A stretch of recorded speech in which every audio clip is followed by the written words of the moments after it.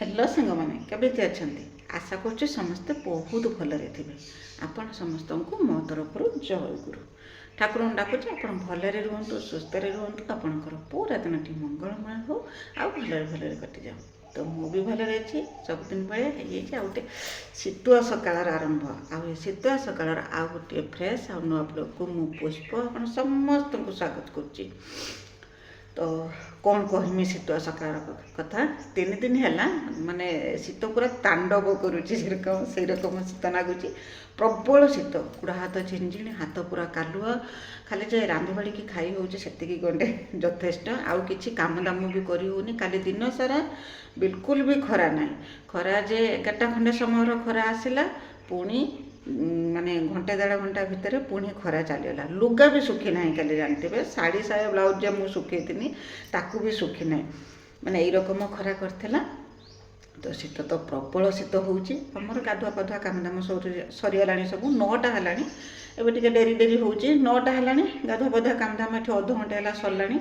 चा भी एपर्यंत पी ना कहीं बाबा को अपेक्षा कर बाबा जाइए कम बाबा आसने चा पीवे बोलिकी सकाळू बाहरी गले थंडार शीत तो समस्त ही लगुचे भी शीत लगू तो मुझे आसे जा चा पीवा कहले हो ठीक ठाक ठीक अच्छे तो ठाकुर पूजा सर दियो मुझे आसे चा पीवा बोलिकी चा मैंने जाइए बोलिकी जो कम हम जे से जिनपतर जो दरकार सब जिनपतर आने जाइए आसना बोलिकी मुझे चा पीने चा टे पीथी अवश्य देहटा टे गरम गरम लगी था। तो आउ बाबा को अपेक्षा करहबनी जाऊँगी चा करके पीदेमी पीदे सका रोषे कौन करमी रुटी करमी कि काली जो चूना कुटिकी पिठ हो गुड़े पिठा करमी से कथा बसिकी चिंता कर कि भाभी पारुनी कौन करमी कौन ना दीपर तो भात रंधा हम आो शीतर जो ना तो गुड़ प्रबल बिंधुची 2टा जाक गुड़ सका कि गाधुआ पाधुआ सरला थंडार गुड़ 2टा मैंने एक तो भूईर पकई होनी जेरकम कालुआ पड़ी होपर गुड़ 2टा जो से बिंधुची मोर ठिया होते भारी कष्ट हो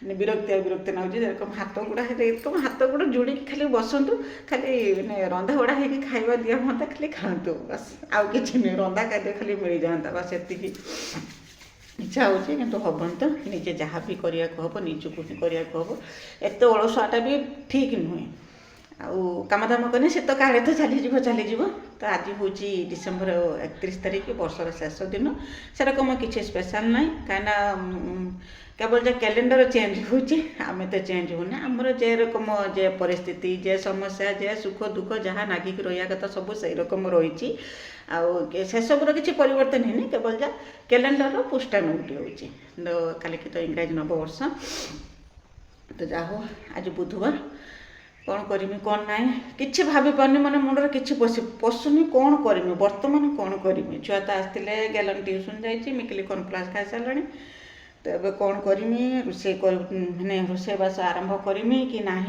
शीत जुगुरु काम करने भी इच्छा होनी देखा आगू कौन हो तो जोड़ी होगी मो सांगे रही था। आज दिन टी मो सांगे कटुची सबकि आपण सागर सेयार करने चेष्टा करमी तो मो भिडियो एमती जोड़ी होगी रही था।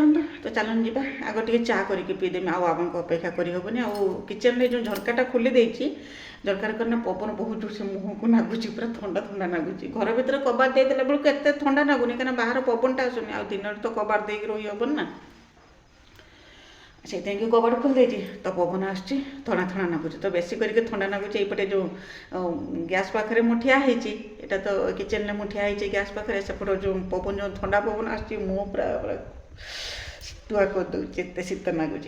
तो चलो जी आगे टे गरमा गरम चा करके पी दिए हाथ 2टा पूरा कालुआ पड़ी किसी कम करनी जेरकम लगुच हाथ 2टा कालुआ पड़ी आगे टे चा करके पीदेमी पीदेकी टिके गरम आसला तापर जाए कम दाम करमी अटा चकटी बोली भावुनी कि मोर इच्छा है अटा चकटिया हाथ पूरा एरकम कालुआ पड़ी कहीं तार भी गोटे रिजन अच्छे आम जो टीएल तो से पा मुड़ा हो पारनी पानी कुंडर भर्ती होगी रोचे आ गला काली पानी आज व्यवहार कला पूरा बरफ भाया से कि हाथ गुड़ पूरा कालुआ पड़ी पानी तो गरम करके गाधोची से किसी असुविधा ना से हाथ कालुआ पड़ी तो झरकाटा दे दिए आगर झरकाटा दे देकी चा करके पी पवन बहुत जोर से लगुच। तो चलते जी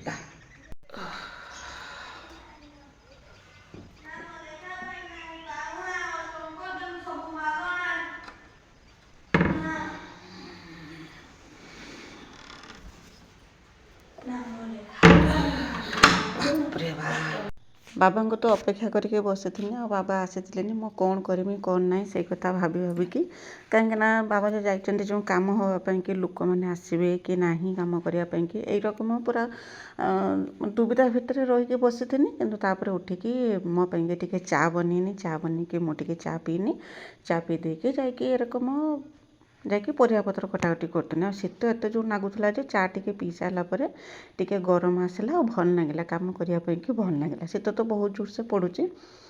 ତାପରେ ଏଠୁ ଯାଇକି ଚା ପିଇ ଦେଇଥିନି, ଆରାମସେ ବସିକି ଟିକେ ସମୟ ଚା ପିଇଥିନି। ଚା ପିଇ ଦେଇକି ଯାଇକି କ'ଣ କରିଥିନି ନା ପରିବା କାଟିଥିନି। ବୁଟ ଡାଲି ପାଣିରେ ପକାଇଥିନି, ଲାଉ ବୁଟ ଡାଲିର ଘାଣ୍ଟ କରିଥିନି ମୁଁ। ବହୁତ ଟେଷ୍ଟି ବନିଥିଲା ସେ ଘାଣ୍ଟଟା। ମୁଁ ତ ଆମ ପାଇଁକି ବନେଇଥିଲି, ମୁଁ ଜାଣିଥିଲି ଯେ ଲୋକମାନେ ଆସିବେ ବୋଲିକି କାମକୁ ଆଜି।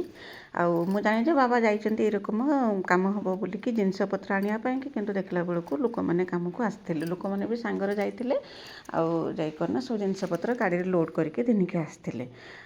ଆସିଲା ପରେ ଆଜି କାମ ହେଇଥିଲା ଆଉ ମୁଁ ଯେ ଆମ ପାଇଁକି ଯେ ବନେଇଥିନି, ଯେଉଁ ଖାଇବା ଯେଉଁ ବନେଇଥିନି ତାଙ୍କୁ ବି ସେଇଥିରୁ ଦେଇଥିନି। ଯାହା ହଉ ଏମିତି କରିକି ସକାଳଟା ପୁରା ଆଡ଼ଜଷ୍ଟ ହେଇଥିଲା। ଆଉ ତାପରେ କନା ସେ ତାଙ୍କର କାମ କରିଥିଲେ, ଏପଟେ ମୁଁ ମୋର ଦ୍ୱିପହର ପାଇଁକି ରୋଷେଇବାସ କାମରେ ଲାଗିଥିନି। ତ ଏମିତି ଯେରକମ ଚିରାଚରିତ ଭାବରେ ଯେରକମ କାମ ଚାଲେ, ମୋର ରୁଟିନ୍ ଚାଲେ, ସେରକମ କାମ ଚାଲିଥିଲା। ଶୀତ ଯୋଗୁରୁ ଟିକେ ଅବଶ୍ୟ ମାନେ ବେଶୀ କିଛି କାମ କରି ହେଉନାହିଁ। ଆଉ ମାନେ ଲୁଗାପଟା ଧୁଆଧୁଇ ଏକ ତ ଆମର ଅସୁବିଧା ମାନେ ଟିଅଲ୍ ପାଖରେ ହେଇଛି, ତ ସେଇଥିପାଇଁକି ଯାହା ଯେରକମ ହେଉ କାମ ତ ଅଟକିକି ରହୁନାହିଁ, କାମ କାମ ଜାଗାରେ ଚାଲିଛି। ସେ ଶୀଘ୍ର ହେଉ କି ଲେଟ୍ରେ ହେଉ କାମ କାମ ଜାଗାରେ ଚାଲିଛି। ତ ଆଜି ହେଉଛି ଡିସେମ୍ବର ମାସ 31 ତାରିଖ, ବର୍ଷର ଶେଷ ଦିନ। ଏଇଟା ହେଉଛି ବିଦାୟ ଦିନର ଭିଡ଼ିଓ ଏଇଟା। କ'ଣ କହିମି ଆଉ, ବର୍ଷ ସାରା ତ ଯାହା ଦୁଃଖେ ସୁଖେ ଭଲ ମନ୍ଦ ଯାହା ବି ଯେରକମ ହେଉଛି ଭାବରେ କଟିଯାଇଛି, ତାକୁ ତ ଆଉ ଫେରାଇ ହେବନି। ଯେତେବେଳେ ନୂଆ ବର୍ଷ ମାନେ ନୂଆ ଦିନ ଯେଉଁ ଆସୁଛି, ଆଗାମୀ ଦିନ ଯେଉଁ ଆସୁଛି, ସେଇଟା କେରକମ ଭଲରେ ଭଲରେ ଯେରକମ କଟିବ ସେଇ ପାଇଁକି ଉଦ୍ୟମ କରିବା। ଖାଲି ମୁଁ ନୁହେଁ, ଆପଣ ସମସ୍ତଙ୍କୁ ବି କହୁଛେ। ଆଉ କ'ଣ ନା ଏମିତି ଦୁଃଖେ ସୁଖେ ସବୁ ତ ନାଗିକି ରହିଛି ଯେ ସବୁବେଳେ ସମୟଟା ଭଲରେ ଯିବ, ସୁଖରେ କଟିବ, ଆଉ ଦୁଃଖ ନଥିବ ସେଟା ତ ହେଇପାରିବନି। ଦୁଃଖ ଦୁଃଖ ଜାଗାରେ ଆସିବ ଆଉ ସୁଖ ସୁଖ ଜାଗାରେ ଆସିବ। ତ ଦୁଃଖର ଦିନ ବେଶୀ ଦିନ ରହିବନି। ଯେରକମ କହନ୍ତିନି ନା ପୂର୍ଣ୍ଣିମା ରାତି 5 ଦିନ ହେନେ ଅମାବାସ୍ୟା ବି 5 ଦିନ ଆସେ, ସେରକମ ଦୁଃଖ ସୁଖ ତ ନାଗିକି ରହିଛି। ତ ଯାହା ହଉ ଏଇଟା ତ ମୁଁ ତ କହିଥିଲି ଯେରକମ ସକାଳେ କ'ଣ ନା ଆମ ପାଇଁକି କିଛି ବି ପରିବର୍ତ୍ତନ ହେଉନାହିଁ, କେବଳ କ୍ୟାଲେଣ୍ଡରଟା ହିଁ ପରିବର୍ତ୍ତନ ହେଉଛି, ତା ଛଡ଼ା ଆଉ କିଛି ନୁହେଁ। ଯେରକମ ଚିରାଚରିତ ଭାବରେ କାମ ଦାମ ଭଲ ମନ୍ଦ ଯାହା ଯେରକମ ସବୁ ଚାଲିଥିଲା ସବୁ ସେଇ ରକମ ଚିରାଚରିତ ଭାବରେ ଚାଲିଛି। ବାସ୍ କ୍ୟାଲେଣ୍ଡରର ପୃଷ୍ଠାଟା ଯାହା ନୋଉଟି ହେଇଛି, ତା ଛଡ଼ା ଆଉ କିଛି ନୁହେଁ। ଯେ 2025 ଥିଲା 2026 ମାନେ 26 ଚାଲି ଆସିଲା। ଏଇରକମ ଗୋଟେ ଗୋଟେ ମାନେ ସମସ୍ତଙ୍କର ବୟସ ଦିନ ସମୟ ଏଇରକମ ଗଡ଼ି ଚାଲିଛି, ତା ଛଡ଼ା ଆଉ କିଛିର ପରିବର୍ତ୍ତନ ହେଉନାହିଁ। ତ ଆପଣଙ୍କ ସାଙ୍ଗରେ କଥା ହୁଅ ଦେଖିଲେ ତ ବାବା କେରକମ ଘର ପାଇଁକି ଯେଉଁ ଘର ନୁହେଁ, ଯେଉଁ ଟାଙ୍କିଟା ଆମର ଯେଉଁ ଲ୍ୟାଟ୍ରିନ୍ ଟାଙ୍କିଟା ଯେ ସେଇଟା ଯେଉଁ ବନା ହେବ ତା ପାଇଁକି ଯେତିକି ସବୁ ଜିନିଷ ଦରକାର, ତା ଛାତ ପଡ଼ିବ, ତାକୁ ସବୁ ଘିନିକି ଆସିଥିଲେ। ଆସିକି ତାକୁ ସବୁ ବାହାର କରିଥିଲେ। ଆଉ ବାହାର କରିଦେଇ ସାରିଲା ପରେ ମୁଁ ତା ଟିକେ ଭିଡ଼ିଓ ବନେଇ ଦେଇଥିଲି। ଆଉ ସେତେବେଳେ ମୁଁ ଜାଣିବାକୁ ପାଇନି ଯେ ଆଜି କାମ କରିବା ପାଇଁ ଆସିବେ ବୋଲି। ମୁଁ ଜାଣିକରି ନା ବାବା ଯାଇକି ଜିନିଷପତ୍ର ସବୁ ଘିନି ଆସିବେ, ଘିନି ଆସିଲା ପରେ ସେମାନେ କାମକୁ ଆସିବେ, କାଲିଠୁ କାମକୁ ଆସିବେ କ'ଣ କରିବେ। କିନ୍ତୁ ବାବା କହିଲେ ଯେ ନା ମିସ୍ତ୍ରୀମାନେ ମୋ ସାଙ୍ଗରେ ଯାଇଥିଲେ, ଆଉ ଏସବୁ ଜିନିଷ ତ ମୁଁ ଏକଲା ସବୁ ଆଣିପାରିବିନି, ମୁଁ ଖାଲି ଗାଡ଼ି ନେଇକି ଆମ ଘର ପାଖରୁ ଯାଇଥିଲି। ଆଉ ଏଠି ଆମ ଘର ପାଖରେ ଜଣଙ୍କର ଗାଡ଼ି ଅଛି, ତାକୁ ଡାକିକି ନେଇକି ଯାଇଥିଲେ। ଆଉ ମିସ୍ତ୍ରୀ ବି ସାଙ୍ଗରେ ଯାଇଥିଲେ, ସେମାନେ ଯାଇକି ସବୁ ବାହାର କରିଦେଇକି ଗାଡ଼ିରେ ସବୁ ଲୋଡ଼୍ କରିଦେଲେ। ଲୋଡ଼୍ କରିଦେଇ ସାରିଲା ପରେ ଘିନିକି ପଳେଇ ଆସିଥିଲେ। ସେମାନେ କ'ଣ ନା ପଛରେ ଆସୁଛନ୍ତି। ତ ତାପରେ କ'ଣ ନା ମୋର ଗୋଟେ ଚିନ୍ତା ପଶିଲା ମୁଣ୍ଡରେ, ନହେଲେ ଏରକମ ମୁଁ ମୋ ହିସାବରେ ରୋଷେଇ କରୁଥିଲି। ସେମାନେ ଆସିଛନ୍ତି ମାନେ ତ ପ୍ରଥମେ ଚା ପିଇବେ, ତାପରେ କ'ଣ ନା ଖିଆପିଆ କରିବେ, ଏରକମ ସବୁ କାମ କରିବେ। ମୁଁ ଆଉ ଲେଟ୍ ନ କରିକି ପଳେଇ ଆସିଥିଲି ଚୁଲି ପାଖକୁ କାମ କରିବା ପାଇଁ। ଆଗରେ ତ ଯାଇକି ତାଙ୍କୁ ଚା ଟିକେ ଦେଇ ଆସିଥିଲି। ସେମାନେ କହୁଥିଲେ ଯେ ଲେଟ୍ ହେଲାଣି, ଆମେ ଆଉ ଚା ପିଇବାନି, ଏକାବେଳେ ଖାଇଦେବା, ତ ଭଲ ଲାଗିବନି ନା, ସେଇଥିପାଇଁକି ମୁଁ ଆଗରେ ତାଙ୍କ ପାଇଁକି ଚା ବସାଇ ଦେଇଥିଲି। କାହିଁକିନା ଏକ ତ ଥଣ୍ଡାରେ ସେମାନେ ସକାଳୁଠୁ ଯାଇକି କାମ କରୁଛନ୍ତି, ଚା ପିଇନାହାନ୍ତି, ଲେଟ୍ରେ ସିନା ଆମ ଘର ପାଖରେ ଆସିକି ପହଞ୍ଚିଲେ। ତ ଥଣ୍ଡା ରକ୍ଷା ପାଇବା ପାଇଁକି ତାଙ୍କ ପାଇଁକି ଟିକେ ଚା ବନେଇ ଦେଇଥିଲି। ଚା ଦେଇନି, ଚା ଦେଇ ସାରିକି ତାପରେ ମୁଁ ଆସିଥିଲି ଚୁଲିରେ ତରକାରୀ ବସାଇ ଦେଇଥିଲି। ଆଉ ଆଜି କ'ଣ ନା ଗ୍ୟାସ୍ରେ କିଛି ରୋଷେଇ କରିଥିଲିନି, ଯେହେତୁ ଲେଟ୍ ହେଲାଣି ଚୁଲି ଲଗାଇ ଦେଇଥିଲି, ଚୁଲିରେ ବସାଇ ଦେଇଥିଲି। ସେମାନେ ବି ଲେଟ୍ରେ ବି ଖାଇଥିଲେ, ସମସ୍ତେ ଖାଇଥିଲେ। କାହିଁକିନା ସେଠୁ ଯେଇଠୁ ସବୁ ଜିନିଷପତ୍ର ଘିନିକି ଆସିଲେ ନା ସେଠୁ ଲେଟ୍ରେ ବାହାରିଥିଲେ, ତ ସେଥିପାଇଁ ସେମାନେ ବି ଟିକେ ଲେଟ୍ରେ ଖାଇଥିଲେ। ତ ଏଇଠି କ'ଣ ନା ମୋର ସକାଳେ ଜଳଖିଆ ଖାଇଥିଲି, ମୁଢ଼ି ତରକାରୀ ଖାଇଥିଲେ। ରୁଟି କରିଥାନ୍ତି ତ ଗ୍ୟାସ୍ରେ କରିଥାନ୍ତି ସେଇଠି। ଆଉ ଯେହେତୁ ମୁଢ଼ି ତରକାରୀ ଖାଇଥିଲି, ଲାଉ ଆଉ ବୁଟ ଡାଲିର ଘାଣ୍ଟ ବନେଇ ଦେଇଥିଲି। ମୋ ପାଇଁକି ଟିକେ ମୁଁ ଭଜା କରିଥିଲି, ଯେଉଁ ପାଣି ସାରୁ ଆଳୁର ଭଜା ଭାଜିଥିଲି। ଭଜା ଭାଜିକି ମୁଁ ଟିକେ ପଖାଳ ଖାଇଥିଲି। ବହୁତ ଦିନ ହେଲା ପାଣି ସାରୁ ଆସିକି ରହିଛି ନା ସାତଘଡ଼ିଠୁ, ଦେଖିଲା ବେଳକୁ ଖାଇବା ପାଇଁକି ସମୟ ହେଉନଥିଲା, କାହିଁକିନା ପଖାଳ ହେଉନଥିଲା ନା, ସେଇଥିପାଇଁକି ସାରୁ ଭଜା ଖାଇପାରୁଥିଲି। ଆଜି ତ ମନ କରିକି ପଖାଳ ଖଣ୍ଡେ କ'ଣ, କାଲିକା ପଖାଳ ଅଳ୍ପ ମୁଠେ ରହିଯାଇଥିଲା ନା, ମୁଁ କହିନି ଭାତ, ମୁଁ କହିନି ତାକୁ ପଖାଳି ଦେମି, କାଲି ସକାଳେ କରିନା ପଖାଳ ଖାଇମି। ଏରকম ମଝିରେ ମଝିରେ ଟିକେ ଟିକେ ପଖାଳ ବି ମୁଁ ଖାଇଦେଉଛି, ଭାତ ବଞ୍ଚିଲା ବେଳକୁ ତାକୁ ଆଉ ଫିଙ୍ଗୁ ନାହିଁ। ପଖାଳ ତ ଏବେ ଭଲ ଲାଗୁନି, ତଥାପି ଯାହା ବି ହେଉ ମୁଁ ପଖାଳ ଖାଇଦେଉଛି। ଆଉ ପଖାଳ ଏମିତି ହେଉଛି ଯେ ପୁରା ଟାଣ ଟାଣ ପଖାଳ ହେଉଛି ନା, ଆଉ ସେ ତାକୁ ଖାଇଲା ବେଳକୁ ପେଟ ବି କେରକମ ଗୋଟେ ହେଉଛି, ସେଇଥିପାଇଁକି ମୁଁ ପଖାଳ ବି ଖାଉନାହିଁ। ଯେତେବେଳେ ଗରମ ଦିନ କ'ଣ ହୁଏ ନା, ବେଶୀ ବେଶୀ କରିକି ଭାତ ରନ୍ଧା ହୁଏ ନା, ବେଶୀ ପଖାଳ ହୁଏ ଖାଇବା ପାଇଁକି, ମାନେ ପଖାଳଟା ଭଲ ରକମ ହୁଏ। ଏବେ କ'ଣ ହେଉଛି ନା, ଅଳ୍ପ କରିକି ଭାତ ରନ୍ଧା ହେଉଛି, କାହିଁକିନା 2 ଟାଇମ୍ ଯାକ ସମସ୍ତେ ଜଳଖିଆ ରୁଟି ସବୁ ଏରକମ ଖାଉଛନ୍ତି, ଭାତ କେହି ଖାଉନାହାନ୍ତି, ଦ୍ୱିପହରେ ଗୋଟିଏ ଟାଇମ୍ ହିଁ ଭାତ ଖାଉଛନ୍ତି, ସେଥିପାଇଁ ଅଳ୍ପ କରିକି ରାନ୍ଧୁଛି। ଆଉ ଅଳ୍ପ ଭାତ ପଖାଳିଲା ବେଳକୁ ସେ ପଖାଳ ବିଲକୁଲ ବି ଭଲ ଲାଗୁନାହିଁ। ତ ସେଥିପାଇଁ ଆଜି ପଖାଳ ଖାଇଥିଲି। ତ ପରିବାକୁ ସିଝେଇକି ବାହାର କରିଦେଇଥିଲି, ବାହାର କରିଦେଇ ସାରିଲା ପରେ ତାପରେ କନା ଏଠି ବସେଇଥିଲି, ଯେଉଁ ସାରୁ ଭଜା କରିଥିଲି, ସାରୁ ଭଜାଟା କରିସାରିଲା ପରେ ତରକାରୀକି ବଘାରି ଦେଇଥିଲି। ଘାଣ୍ଟ ଯେ ବନେଇଥିଲି ତାକୁ ବଘାରି ଦେଇଥିଲି, ବଘାରି ଦେଇକି ସେଟା ଚୁଲିରେ ବସିଥିଲା, ମୁଁ ତାକୁ ତଳକୁ ଓହ୍ଲାଉଥିଲି, କାହିଁକିନା ତଳକୁ ଓହ୍ଲାଇଥିଲା ମୋତେ ସାଙ୍ଗେ ସାଙ୍ଗେ ଥଣ୍ଡା ହେଇଯାଉଛି। ସେଥିପାଇଁ ମିସ୍ତ୍ରୀ କାମ କରିକି ଖାଇବା ପାଇଁକି ଆସିଥିଲେ, କହିଲେ ଯେ ତରକାରୀ ପୁରା ପାଟି ଗରମ ହେଉଛି, ଖାଇ ହେଉନି। ମୁଁ କହିଲି ମୁଁ ତ ଜାଣି ଶୁଣିକି ସେଟା ଚୁଲିରୁ ଓହ୍ଲାଇଥିଲିନି, ସେଇଠି ଘୋଡ଼େଇ ଦେଇକି ରଖିଥିଲି। ସେମାନେ ଖରାରେ ବସିକି ବି ଖାଉଛନ୍ତି ସେଇଠି, କାହିଁକିନା ଆମର କେବଳ ଏଇ ଦାଣ୍ଡ ପଟରେ ହିଁ ଖରା ପଡ଼ୁଛି, ଆଉ କୌଣସି ପଟେ ଖରା ପଡ଼ୁନାହିଁ। ତ ସେମାନେ ଖାଇଥିଲେ। ଖିଆପିଆ ସରିଲା ପରେ ଆସିକି ମୁଁ କନା ଭାତ ବସାଇ ଦେଇଥିଲି। ଆଉ ଭାତ ବସାଇ ଦେଇ ସାରିଲା ପରେ ଦେଖିପାରୁଥିବେ କେରକମ ଆମର ଏଇ ଯେଉଁ ଟାଙ୍କିଟା ଯେ ବନା ହେଇଛି, ଟାଙ୍କିରେ କେତେ ପାଣି। ଏ ଟାଙ୍କିଟା ତ ବନା ହେଲାଣି, ଯେବେଠୁ ଘର ବନା ହେଲାଣି ସେବେଠୁ ଏ ଟାଙ୍କିଟା ବନା ହେଲାଣି। ଖାଲି ତାକୁ ଢଙ୍କଡ଼ା ହେଇକି ରହିଥିଲା, ତା ଉପରେ ବି ବର୍ଷା ବି ହେଉଥିଲା। ସବୁ ମାନେ 2-3ଟା ବର୍ଷା ଯାଇଛି, ତାରି ଉପରେ ଯାଇଛି। ତ ଛପର ତ ଗଲା ବର୍ଷ ଖରା ଦିନକୁ ହେଇଥିଲା, ଯେ ଏଇ ବର୍ଷ ଯାହା ବର୍ଷା ପାଣି ତା ଦେହରେ ପଡ଼ିନା, ନହେଲେ ବର୍ଷା ପାଣି ସେଇ ରକମ ଭର୍ତ୍ତି ହେଇକି ତା ଦେହରେ ଥିଲା। ତାକୁ ସବୁ କରିନା ଏକ ତ ମଟର ଲଗେଇ ଦେଇକି ବାହାର କରିଦେଇଥିଲା, ଆଉ ଯେତିକି ବାହାରି ନ ପାରିଥିଲା ତାକୁ ସବୁ କରିନା ଏଇରକମ ବାଲ୍ଟିରେ ସବୁ ବାହାର କରିଥିଲେ। ବହୁତ ସାରା ପାଣି ଥିଲା, ବାହାରି ପାରିଥିଲାନି। ତ ବାହାର କରିଥିଲେ, ତା ଭିତରେ ଯେତିକି ସବୁ ଅଳିଆ ଅଜନ୍ତରା ସବୁ ଯେଉଁ ପଡ଼ିଥିଲା, ଯେଉଁ ଉଡ଼ିକି ସବୁ ଫାଙ୍କ ହେଇଯାଇଥିଲା, କାହିଁକିନା ପୁରା ଫାଙ୍କାରେ ହିଁ ପଡ଼ିଥିଲା, ଛପର ନ ହେବା ପୂର୍ବରୁ 2 ବର୍ଷ ସେରକମ ପୁରା ଫାଙ୍କାରେ ପଡ଼ିଥିଲା। ସେଠି ବହୁତ ଅଳିଆ ତା ଭିତରେ ଥିଲା, ତାକୁ ସବୁ ବାହାର କରିଥିଲେ। ଆଉ ମୋତେ ବି ଯାଇକି ଟିକେ ସେଇଠି କାମ ଲାଗି ହେଇଥିଲା, କାହିଁକିନା ସେମାନେ ଯେଉଁ ପାଣି ବାହାର କରିକି ଡ୍ରମରେ ଯେ ରଖୁଥିଲେ ନା, ସେ ଡ୍ରମରେ ପାଣି ଧରିଥିଲାନି, ମୋତେ ବି ବୋହିବାକୁ ପଡ଼ିଥିଲା। ମୁଁ ବି ସେଠି ଯାଇକି ପାଣି ବୋହିଥିଲି। ପାଣି ବୋହିଲା ପରେ ସମସ୍ତେ ମିଶିଲା ପରେ କାମଟା ସରିଯାଇଥିଲା, ପୁରା ସୁରୁଖୁରୁ ହେଇଯାଇଥିଲା, କାମଟା ଶୀଘ୍ର ସରିଯାଇଥିଲା। ଆଉ ପାଣି ବୁହା ସରିଲା ପରେ ସେମାନେ ତ ତାଙ୍କର କାମ ସବୁ କରିଥିଲେ, ତାକୁ ସବୁ ସଫା କରିଥିଲେ, ତା ଭିତରେ ଯାହା ସବୁ ଥିଲା ତାକୁ ସବୁ ସଫା କରିଥିଲେ। ସଫା କରିଦେଇକି ତାଙ୍କ କାମରେ ସେ ଲାଗିଥିଲେ। ମୁଁ ସେତିକି ସବୁ କାମ ସରେଇ ଦେଇକି ମୁଁ ପଳେଇ ଆସିଥିଲି ମୋ କାମ କରିବା ପାଇଁକି। ମୋ କାମ ମାନେ ଦ୍ୱିପହର ପାଇଁକି ଯେଉଁ ରୋଷେଇବାସ, ତ ଯେ ବୁଟ ଡାଲି କହୁଥିଲି ପାଣିର ବତୁରେଇଥିଲି ବୋଲିକି, ତ ଲାଉ ଘାଣ୍ଟ କରିଥିଲି, ବୁଟ ଡାଲି ଆଳୁ ଆଉ ସୋୟାବିନ୍ ଦେଇ ଗୋଟେ ତରକାରୀ ବନେଇଥିଲି। ଆଉ କ'ଣ ନା ବନ୍ଧାକୋବି ଭଜା ନା ଫୁଲକୋବି ଭଜା ଭାଜିଥିଲି, ବାସ୍ ଏତିକି ହିଁ ତରକାରୀ କରିଥିଲି, ଆଉ କିଛି ତରକାରୀ କରିଥିଲିନି। ତାପରେ କ'ଣ ନା ଛୁଆ 2 ଜଣଙ୍କୁ ଭୋକ ଲାଗିଥିଲା, ସେ କହିଲେ କ'ଣ ନା ବାବା ଗାଧେଇକି ପଛରେ ଆସନ୍ତୁ, ଆମକୁ ଦେଇଦିଅ ଖାଇବା ପାଇଁକି, କାହିଁକିନା ସକାଳେ ସମସ୍ତେ ଜଳଖିଆ ଖାଉଛନ୍ତି, ପଖାଳ ଖାଇନା ଆଉ ଏତେ ଅସୁବିଧା ହୁଏନି, ଯେତେ ଲେଟ୍ ହେଲେ ବି କିଛି ଅସୁବିଧା ହୁଏନି, ଯେହେତୁ ସକାଳେ ଜଳଖିଆ ଖାଉଛନ୍ତି ତ ଭୋକ ଲାଗୁଛି। ସମୟ ପାଖାପାଖି 2ଟା ହେଇଯାଇଥିଲା ସବୁ କାମ ସରିଲା ବେଳକୁ।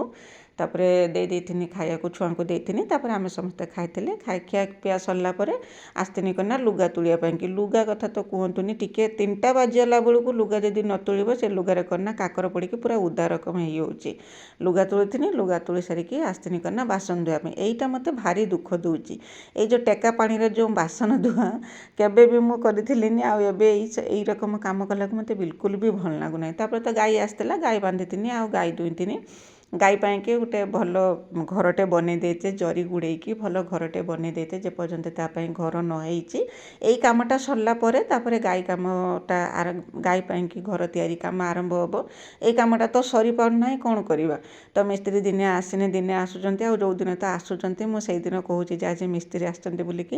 ଯେବେଠୁ କାମ ଆରମ୍ଭ ହେଲାଣି ମାତ୍ର 3 ଦିନ ହିଁ ଆସିଛନ୍ତି। ସବୁ ଥିଲା 3-4 ଦିନର କାମ ଥିଲା, ସେ କିନ୍ତୁ ଏଠି 1 ସପ୍ତାହ ଲଗେଇ ଦେଇ ସାରିଲେଣି। तो गाई पाई गोटे प्रपर व्यवस्था कराଯିବ घर कराहब जोटार कि से रहिबो पूरा निरापदରେ ରହିବ। ଏବେ ବି ତା ପାଇଁ କି ଟିକେ ସୁବିଧା କରାହେଇଛି। ଏଠି ଯେ ବନ୍ଧା ହେଉଥିଲା ତାପରେ ସେଠି ସୁବିଧା କରାହେଇଛି ତ ଦେଖିଥିଲେ ଭିଡ଼ିଓରେ ତ ଦେଖିଥିଲେ। ତାପରେ ମୁଁ ଆସି ବାସନକୁସନ ଧୋଇଥିନି ଗାଈ ଦୁଇଁଥିନି। ଗାଈ ଦୁଇଁ ସାରିଲା ପରେ ଲୁଗାପଟା ଧୋଇକି ସନ୍ଧ୍ୟା ଦେଇଥିନି। ତ ଏମିତି ଭାବରେ ଦିନଟି ମୋର କଟିଯାଇଥିଲା। ଆଉ କିଛି ସ୍ପେଶାଲ ଥିଲାନି ମୋ ପାଇଁକି। ଆଜି ତ ବର୍ଷର ଶେଷ ଦିନ ସେରକମ କିଛି ସ୍ପେଶାଲ ଥିଲାନି। ଯେରକମ ସବୁଦିନ ଯେରକମ ସେଇ ରକମ ଚିରାଚରିତ ଭାବରେ ମୋର କାମ ଚାଲିଥିଲା। ଆଉ ଗୋଟେ କଥା ବି ମୁଁ ସବୁବେଳେ ଲକ୍ଷ୍ୟ କରୁଛି, ସବୁବେଳେ ମୁଁ ଲକ୍ଷ୍ୟ କରୁଛି ଯେ ଆମ ଗୃହିଣୀମାନଙ୍କ କଥା ପଚାରେ କିଏ ସେ। ଯେଇଟା ମୁଁ ସତ କଥା, ଏଇଟା ଯେଉଁ ମୁଁ କହିନି ସତ କଥା କି ମିଛ କଥା, ମୋତେ କମେଣ୍ଟ କରିକି ଯେତେ ଜଣ ଗୃହିଣୀ ଅଛନ୍ତି ମୋ ଭଉଣୀମାନେ ସମସ୍ତେ ମୋତେ କମେଣ୍ଟ କରିକି ଜଣାଇବେ ଯେ ଆମ କଥାକୁ ପଚାରେ କିଏ ସେ। ଆମେ କ'ଣ କରୁଛେ ନ କରୁଛେ କାହାକୁ କିଛି ଫରକ ପଡ଼େନି।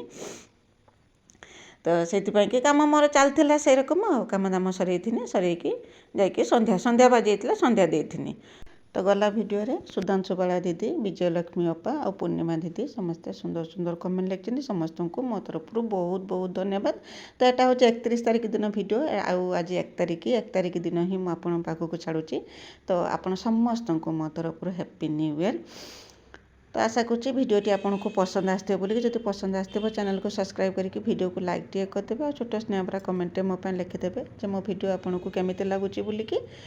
ତ ଆଜି ପାଇଁ ରହୁଛି। ଦେଖାହେବ ଆସନ୍ତାକାଲି ନୂଆ ଆଉ ଗୋଟେ ଫ୍ରେଶ୍ ବ୍ଲଗ୍ରେ, ମାନେ ଆର ବର୍ଷ ଯାଇକି ଦେଖାହେବ। ଆଉ ଗୋଟେ ବର୍ଷରେ ଯାଇକି ମୁଁ ପହଞ୍ଚିଯିମି ଯେବେଠୁ ଭିଡ଼ିଓ ବନେଇଲିଣି।